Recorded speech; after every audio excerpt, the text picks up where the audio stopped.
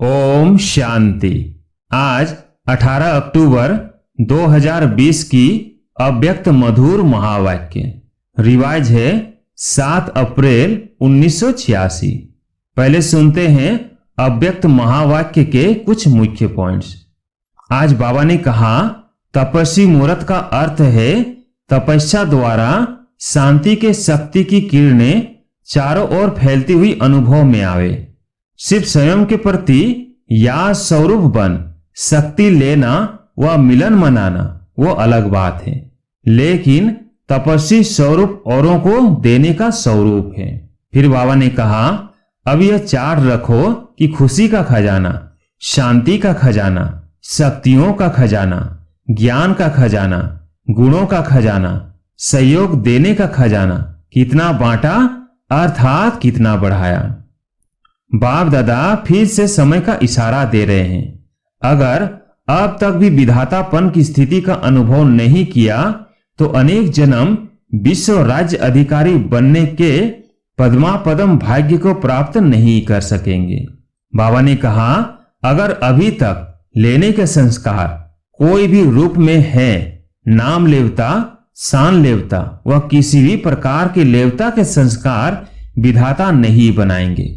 तपस्या स्वरूप अर्थात देवता के त्याग मुहूर्त, यह हद के लेवता त्याग मुहूर्त तपस्वी मुहूर्त बनने नहीं देगा।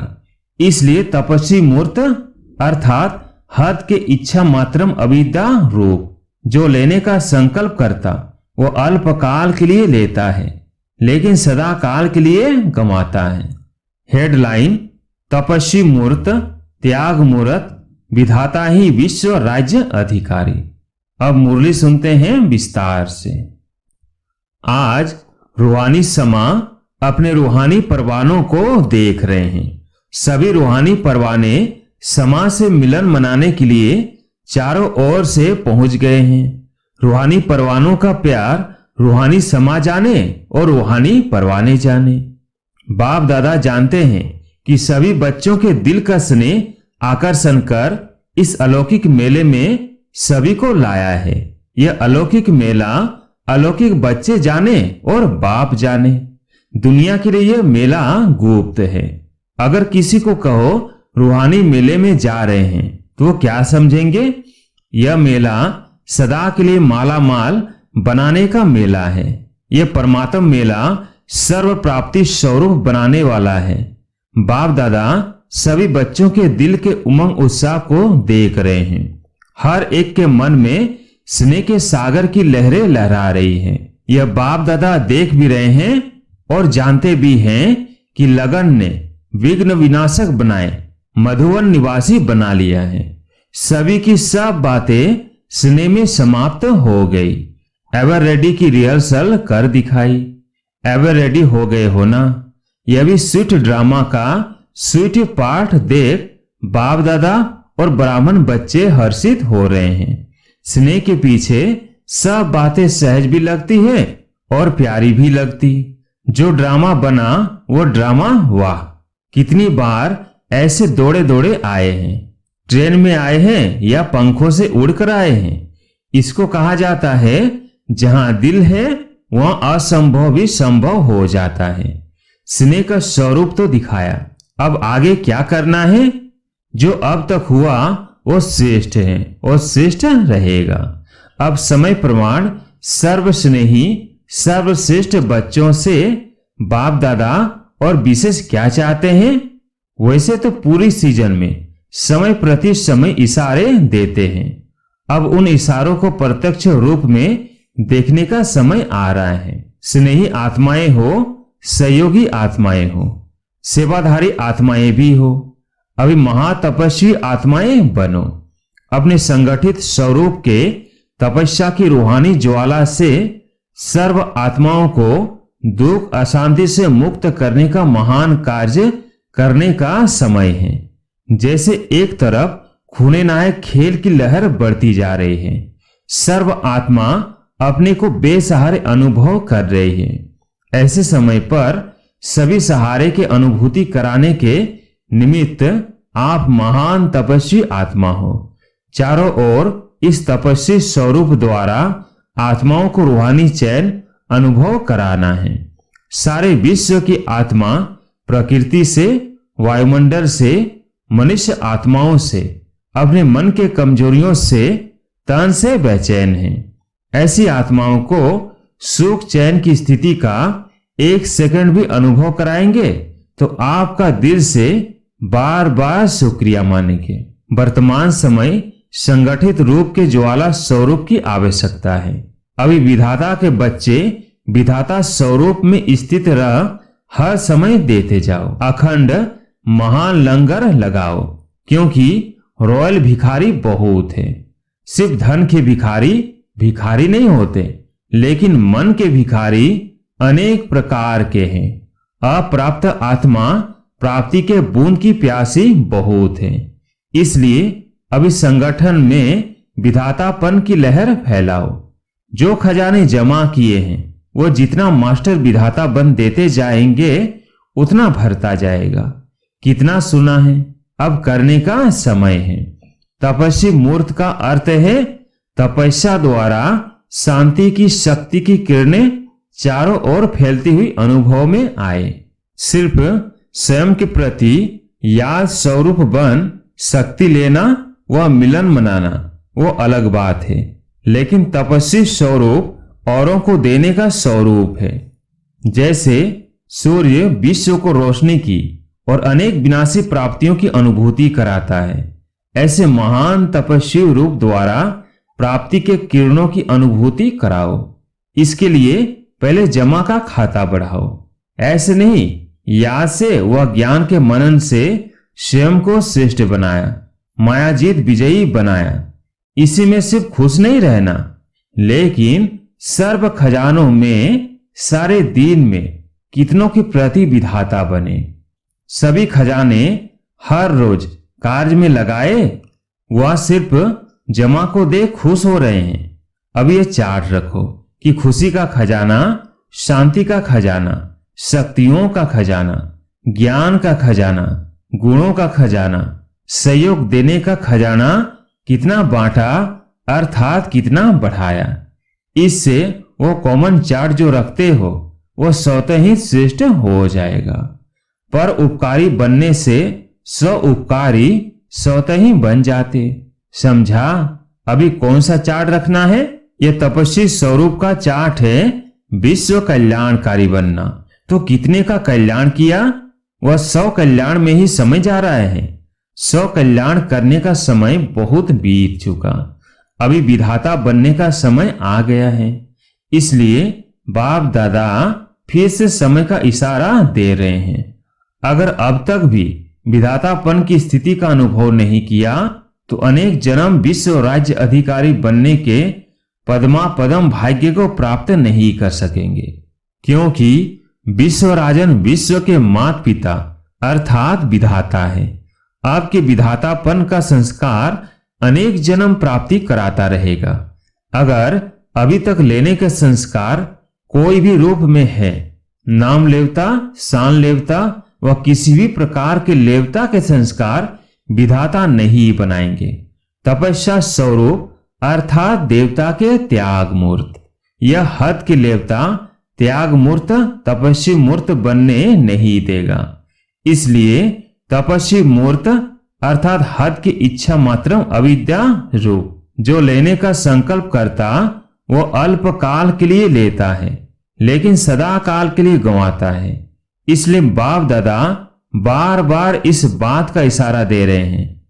तपस्वी रूप में विशेष विघ्न रूप यही अल्पकाल की इच्छा है। इसलिए अभी विशेष तपस्या का अभ्यास करना है।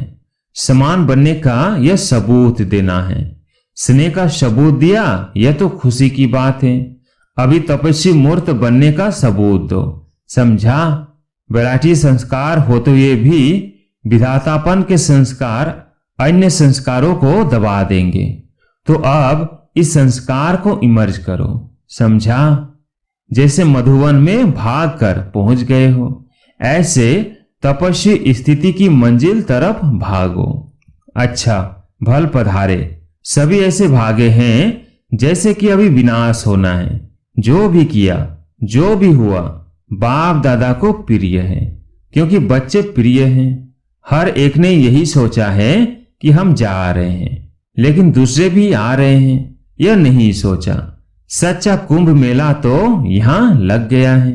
सभी अंतिम मिलन, अंतिम टुब्बी देने आए हैं। ये सोचा कि इतने सब जा रहे हैं तो मिलने की विधि कैसी होगी। इस सूद बूझ से भी न्यारे हो गए। न स्थान देखा, न रिजर्वेशन को देखा। अभी कभी भी यह बहाना नहीं दे सकेंगे कि रिजर्वेशन नहीं मिलती। ड्रामा में यह भी एक रिहर्सल हो गई। संगम युग पर अपना राज्य नहीं है, स्वराज्य है, लेकिन धरनी का राज्य तो नहीं है ना। बाप दादा को 100 का रथ है, पराया राज्य पराया तन है। इसलिए समय प्रमाण नई विधि का आरंभ करने के लिए यह सीजन हो गई। यहाँ तो पानी का भी सोचते रहते, वहां तो झरनों में नहाएंगे। जो भी जितने भी आए हैं, बाप दादा स्नेह के रेस्पॉन्ड में स्नेह से स्वागत करते हैं। अभी समय दिया है विशेष फाइनल इम्तिहान के पहले तैयारी करने के लिए। फाइनल पेपर के पहले टाइम देते हैं, छुट्टी देते हैं ना। तो बाप दादा अनेक राजों से यह विशेष समय दे रहे हैं। कुछ राज गुप्त हैं, कुछ राज प्रत्यक्ष हैं, लेकिन विशेष हर एक इतना अटेंशन रखना कि सदा बिंदु लगाना है, अर्थात बीती को बीती करने का बिंदु लगाना है। और बिंदु स्थिति में स्थित हो राज्य अधिकारी बन कार्य करना है। सर्व खजानों के बिंदु सर्वप्रति विधाता बन सिंधु बन सभी को भरपूर बनाना है। तो बिंदु और सिंधु ये दो बातें विशेष स्मृति में रख श्रेष्ठ सर्टिफिकेट लेना है। सदा ही श्रेष्ठ संकल्प की सफलता से आगे बढ़ते रहना। तो बिंदु बनना, सिंधु बनना, यही सर्व बच्चों प्रति वरदाता का वरदान है। वरदान लेने के लिए भागे होना, यही वरदाता का वरदान सदा स्मृति में रखना। अच्छा, चारों ओर के सर्वस्नेही सहयोगी बच्चों को, सदा बाप की आज्ञा का पालन करने वाले आज्ञाकारी बच्चों को, सदा फ्रॉक दिल बड़ी दिल से सर्व को सर्व खजाने बांटने वाले महान पुण्य आत्माएं बच्चों को, सदा बाप समान बनने के उमंग उत्साह से उड़ती कला में उड़ने वाले बच्चों को विधाता वरदाता सर्व खजानों के सिंधु बाप दादा का याद प्यार और नमस्ते। अब सुनते हैं अव्यक्त बाप दादा के साथ पार्टियों की मुलाकात। अपने को पद्मा पदम भाग्यवान अनुभव करते हो, क्योंकि देने वाला बाप इतना देता है जो एक जन्म तो भाग्यवान बनते ही हो, लेकिन अनेक जन्म तक यह अविनाशी भाग्य चलता रहेगा। ऐसा अविनाशी भाग्य कभी स्वप्न में भी सोचा था? असंभव लगता था ना, लेकिन आज संभव हो गया। तो ऐसी श्रेष्ठ आत्माएं हैं, यह खुशी रहती है। कभी किसी भी परिस्थिति में खुशी गायब तो नहीं होती, क्योंकि बाप द्वारा खुशी का खजाना रोज मिलता रहता है। तो जो चीज रोज मिलती है वो बढ़ेगी ना, कभी भी खुशी कम हो नहीं सकती, क्योंकि खुशियों के सागर द्वारा मिलता ही रहता है, अखूट है। कभी भी किसी बात के फिक्र में रहने वाले नहीं। प्रॉपर्टी का क्या होगा, परिवार का क्या होगा, यह भी फिक्र नहीं, बेफिक्र। पुरानी दुनिया का क्या होगा, परिवर्तन ही होगा ना। पुरानी दुनिया में कितना भी श्रेष्ठ हो, लेकिन सब पुराना ही है, इसलिए बेफिक्र बन गए। पता नहीं आज है कल रहेंगे नहीं रहेंगे, यह भी फिक्र नहीं। जो होगा अच्छा होगा। ब्राह्मणों के लिए सब अच्छा है, बुरा कुछ नहीं। आप तो पहले ही बादशाह हो, अभी भी बादशाह, भविष्य में भी बादशाह। जब सदा के बादशाह बन गए तो बेफिक्र हो गए। ऐसी बादशाही जो कोई छीन नहीं सकता, कोई बंदूक से बादशाही उड़ा नहीं सकता। यही खुशी सदा रहे और औरों को भी देते जाओ, औरों को भी बेफिक्र बादशाह बनाओ। अच्छा, दूसरा, सदा अपने को बाप की याद के छत्र छाया में रहने वाली श्रेष्ठ आत्माएं अनुभव करते हो। यह याद की छत्र छाया सर्व विघ्नों से सेव कर देती है। किसी भी प्रकार का विघ्न छत्र छाया में रहने वाले के पास आ नहीं सकता। छत्र छाया में रहने वाले निश्चित विजयी है ही। तो ऐसे बने हो। छत्र छाया से अगर संकल्प रूपी पांव भी निकाला तो माया वार कर लेगी। किसी भी प्रकार की परिस्थिति आवे, छत्र छाया में रहने वाले के लिए मुश्किल से मुश्किल बात भी सहज हो जाएगी। पहाड़ समान बातें रुई के समान अनुभव होगी। ऐसी छत्र छाया की कमाल है। जब ऐसी छत्र छाया मिले तो क्या करना चाहिए?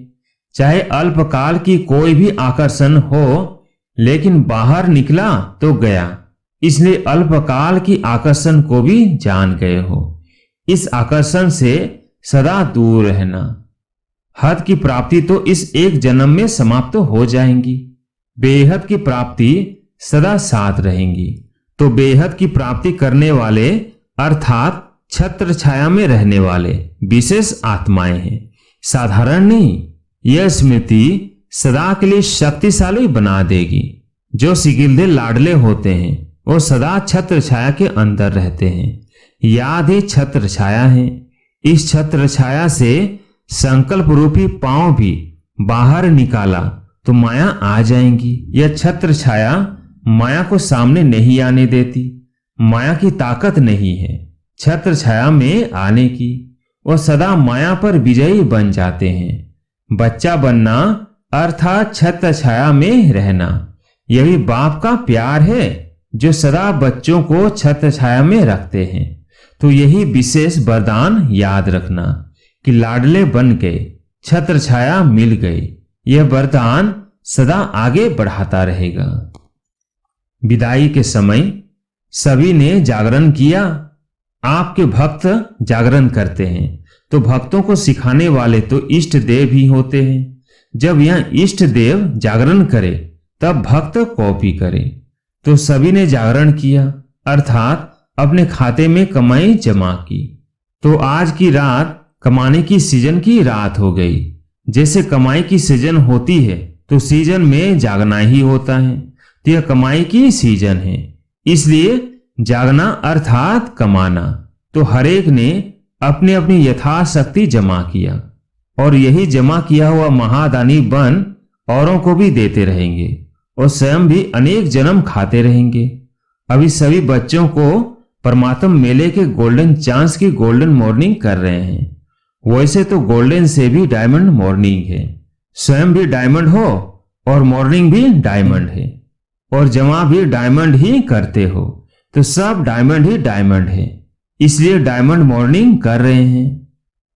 आज प्यारे मीठे बाबा का वरदान, संकल्प को भी चेक कर व्यर्थ के खाते को समाप्त करने वाले श्रेष्ठ सेवाधारी भव। श्रेष्ठ सेवाधारी वो है जिसका हर संकल्प पावरफुल हो। एक भी संकल्प कहां भी व्यर्थ न जाए, क्योंकि सेवाधारी अर्थात विश्व की स्टेज पर एक्ट करने वाले। सारी विश्व आपको कॉपी करती है। यदि आपने एक संकल्प व्यर्थ किया तो सिर्फ अपने प्रति नहीं किया, लेकिन अनेकों के निमित्त बन गए। इसलिए अब व्यर्थ के खाते को समाप्त कर श्रेष्ठ सेवाधारी बनो। आज का स्लोगन, सेवा के वायुमंडल के साथ बेहद के वैराग्य वृत्ति का वायुमंडल बनाओ। आज एक विशेष सूचना है। आज मास का तीसरा रविवार है।